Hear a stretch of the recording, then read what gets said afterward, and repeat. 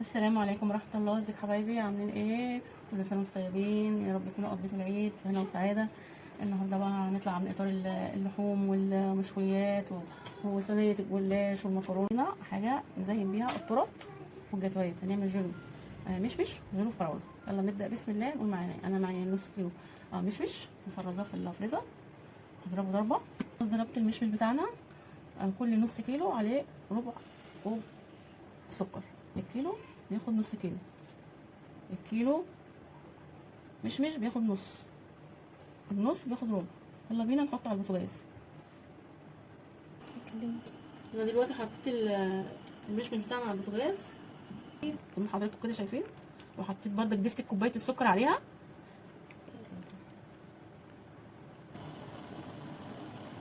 انا دلوقتي احط صوص فراوله بردك، احطه على البوتاجاز لغايه ما يوصل القوام اللي احنا عاوزينه، ونرجع مع بعض نشوف. حضراتكم صوص الفراوله اهو، المشمش حضراتكم. هنهدي النار شويه عليها عشان ما تفوتش. حضراتكم كده شايفين بصوا هي ابتدت تفور.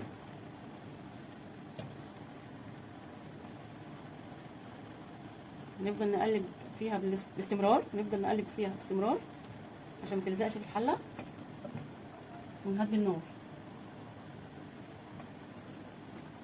لما تتماسك معانا. نوصل ما نرجع مع بعضينا نشوفها عشان الفيديو ما يطولش عليكم. شايفين هي عامله ازاي حضراتكم؟ صوص المشمش.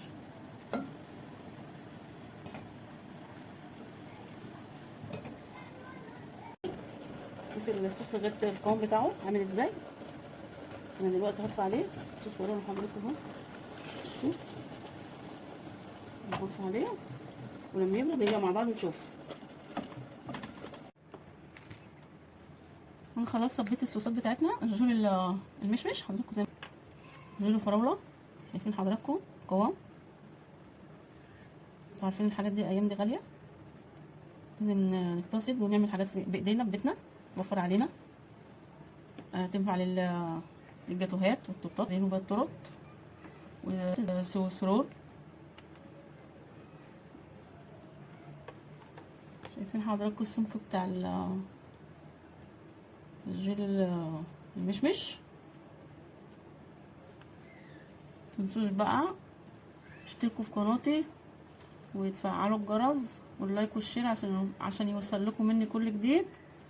انا محتاجه الدعم بتاعكم، قلت لكم كذا مره انا محتاجه الدعم بتاعكم عشان اوصل، من غيركم مش هوصل. اشوفكم في فيديو جديد، والسلام عليكم ورحمه الله. انا خلاص صبيت الصوصات بتاعتنا. الجول المشمش حضراتكم زي ما انتم شايفين، جيلي مشمش جيلو فراوله، شايفين حضراتكم قوام. انتوا عارفين الحاجات دي ايام دي غاليه، لازم نقتصد ونعمل حاجات بايدينا في بيتنا توفر علينا. تنفع للجاتوهات والتورتات زي نوبات التورت والسرور. شايفين حضراتكم السمك بتاع الجيل المشمش. متنسوش بقى اشتركوا في قناتي وتفعلوا الجرس واللايك والشير عشان يوصل لكم مني كل جديد. انا محتاجه الدعم بتاعكم، قلت لكم كذا مره انا محتاجه الدعم بتاعكم عشان اوصل، من غيركم مش هوصل. اشوفكم في فيديو جديد، والسلام عليكم ورحمه الله.